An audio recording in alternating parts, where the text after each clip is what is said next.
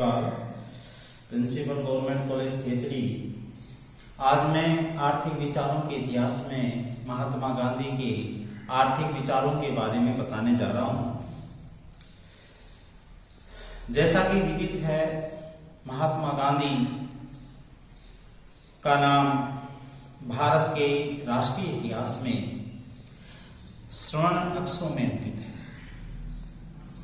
भारत को स्वतंत्रता दिलाने का श्रेय महात्मा गांधी जी को जाता है। उनके द्वारा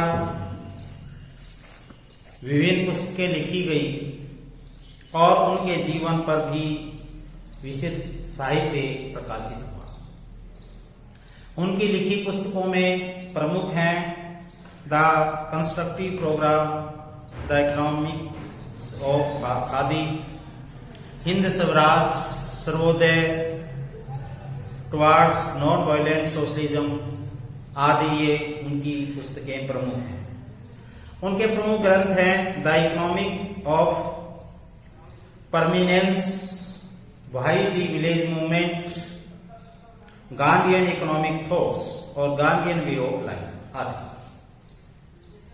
सबसे पहले आप देखते हैं कि उनका अर्थशास्त्र के उद्देश्य के संबंध में क्या विचार थे। गांधी जी अर्थशास्त्र और नीति शास्त्र में कोई भी भेद नहीं करते हैं। उनके अनुसार जो अर्थशास्त्र मानव को नैतिकता का पाठ नहीं पढ़ाता वो ग्राह्य नहीं है। गांधी जी चाहते थे कि अर्थशास्त्र का अध्ययन मानव मूल्यों पर केंद्रित होना चाहिए और इस विज्ञान के को मात्र गणितीय सूत्रों का अध्ययन करने वाला अमूर्त विज्ञान बनकर नहीं रह जाना चाहिए। वे ऐसे आर्थिक विकास को भी नहीं चाहते थे जिसमें राष्ट्रीय जीवन के भौतिक पक्ष की अवहेलना की जाए। उनका विचार था कि जिन सामाजिक विज्ञानों का संबंध मनुष्य के दैनिक जीवन से है, जैसे राजनीति शास्त्र, अर्थशास्त्र और नीति शास्त्र, उन्हें एक दूसरे से पृथक रखना न केवल असंभव होगा वरन मूर्खता भी होगी। दूसरा हम बात करते हैं मुद्रा संबंधी विचार। गांधी जी मानवीय मूल्यों को ज्यादा महत्व देते थे और मुद्रा को एक साधन के रूप में मानते थे। उनका विचार था कि मुद्रा ने मानव मूल्यों को भुला दिया है तथा मौद्रिक अर्थव्यवस्था ने उत्पादक और उपभोक्ताओं के बीच की खाई को चौड़ा कर दिया है और बाजार को इतना विस्तृत कर दिया है कि वह हमारी पहुंच के बाहर हो गया है। वे ऐसी आर्थिक प्रणाली की रचना करना चाहते थे जिसमें श्रम ही धन है, न कि धातु का सिक्का, क्योंकि मनुष्य अपने श्रम का प्रयोग अपनी इच्छा अनुसार कर सकता है। वस्तु विनिमय प्रथा में विनिमय की एक लंबी श्रृंखला सीमित हो जाती है और इस उद्देश्य की पूर्ति के लिए गांधी जी ने स्थानीय उद्योगों को प्रोत्साहन दिया। उनके विचार में मुद्रा में इतना अधिक परिवर्तन एवं नियंत्रण होता है कि वह आर्थिक क्रियाओं का अपर्याप्त माप सिद्ध होता है। तो इस प्रकार से मुद्रा को उन्होंने कोई ज्यादा महत्व नहीं दिया है और मानवीय मूल्यों को ही उन्होंने महत्व दिया है और वो एक साधन के रूप में मुद्रा को मानते थे और उनके विचार में श्रम ही धन है, अर्थात श्रम को उन्होंने बहुत महत्व दिया है।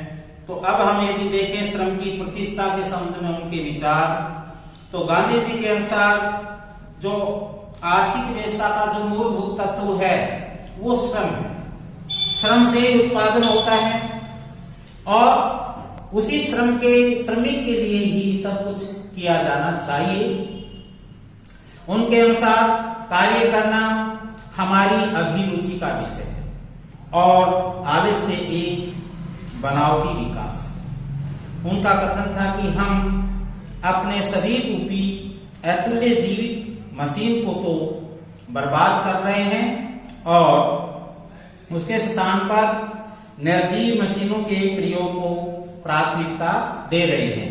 वे श्रम को एक प्राकृतिक नियम मानते थे और उनका विश्वास था कि जो व्यक्ति प्राकृतिक नियम का उल्लंघन करता है वह विपत्ति को आमंत्रित करता है। गांधी जी ने श्रम के महत्व का प्रतिपादन करते हुए रोटी का श्रम सिद्धांत प्रस्तुत किया, जिसके अनुसार प्रत्येक व्यक्ति को स्वयं के परिश्रम द्वारा ईमानदारी से अपनी जीविका का उपार्जन करना चाहिए। उनका विश्वास था कि इस सिद्धांत से समानता स्थापित हो जाएगी और भूखमरी भी दूर हो जाएगी।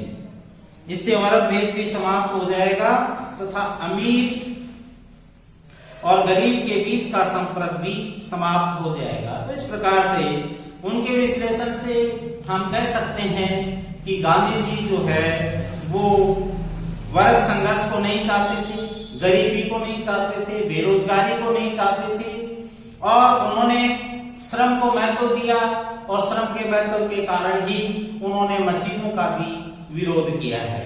तो इस प्रकार से उन्होंने एक आम जनता की भावना को समझते हुए, उनके कष्टों को समझते हुए और उन्होंने श्रम को ही सब कुछ माना है, एक आम जनता को सब कुछ मानते हुए और श्रम के महत्व को उन्होंने स्वीकार किया है।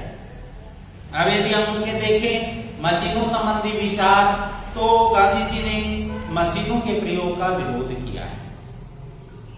उनके अनुसार यदि मशीनें ज्यादा उपयोग में ली जाती हैं तो उसे गरीब जनता जो है, एक अकुशल श्रमिक है, वो बेरोजगार हो जाएगा और उनमें गरीबी छा जाएगी, जनता को कष्ट होगा। तो इसलिए उन्होंने एक प्रकार से स्वदेशी उपायों का प्रयोग करने के लिए कहा और उसमें उन्होंने चरखे के प्रयोग पर बल दिया। वे मशीनों के प्रयोग को उस पैशाचिक सभ्यता से संबंधित करते थे जो मानव मूल्यों को भुलाकर मानव जाति को पतित कर देती है।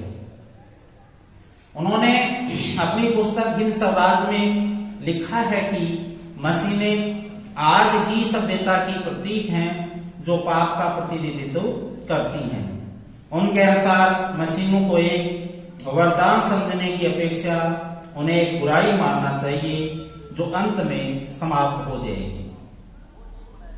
गांधी जी श्रम की बचत करने वाली मशीनों का विरोध करते थे क्योंकि मशीनों के प्रयोग से बेकार श्रमिकों की संख्या बढ़ती जाती है जो भूखे मरने की स्थिति में पहुंच जाते हैं।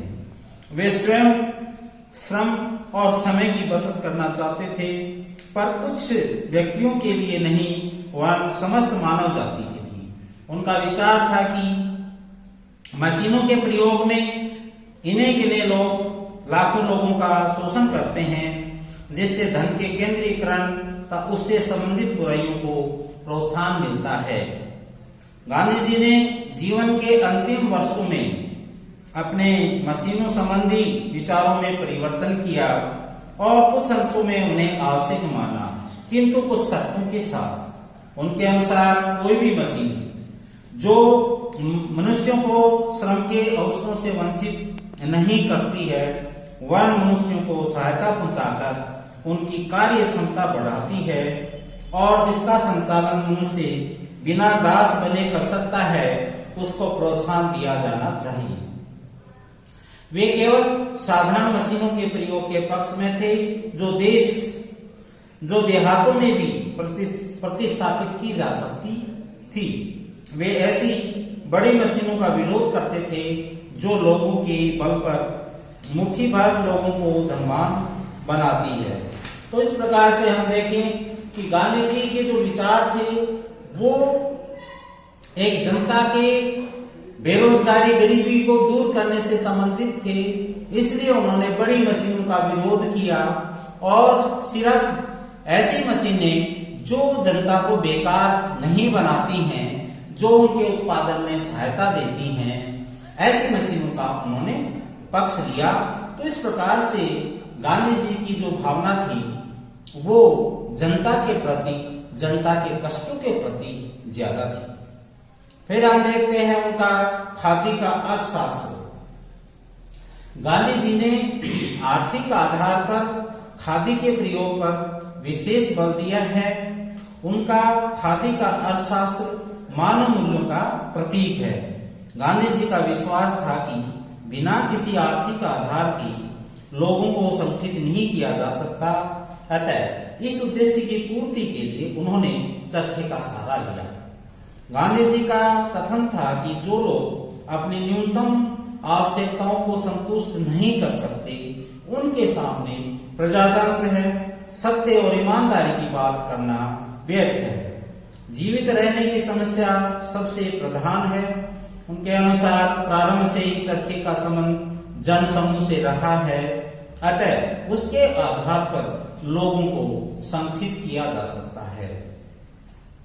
गांधी जी का विश्वास था कि खादी और सच्चे स्वराज की एक दूसरे से पृथक नहीं किया जा सकता। एक स्वतंत्र राष्ट्र को आर्थिक दृष्टि से भी स्वतंत्र होना चाहिए और खादी का प्रयोग हमें आर्थिक दृष्टि से आत्मनिर्भर बनाता है। अतः कहा जा सकता है कि खादी का प्रयोग हमें स्वराज की ओर ले जाएगा। तो इस प्रकार से वो एक आत्मनिर्भर भारत की उनका दृष्टिकोण था कि हम आत्मनिर्भर रहें, हम हमारे स्वदेशी जो साधन हैं उनका प्रयोग करें, हम मेहनत करें। श्रम जो है उसके महत्व का उन्होंने स्वीकार किया और इसी कारण से उन्होंने बड़ी मशीनों का विरोध किया। तो इस प्रकार से गांधी जी के जो विचार थे वो सादा जीवन, उच्च विचार थे, उनका उन्होंने फेवर लिया और इस प्रकार से स्वदेशी को महत्व दिया, स्वराज्य को महत्व दिया और खादी को महत्व दिया। उन्होंने इस प्रकार से उन्होंने अपने आर्थिक विचार प्रकट किए। धन्यवाद।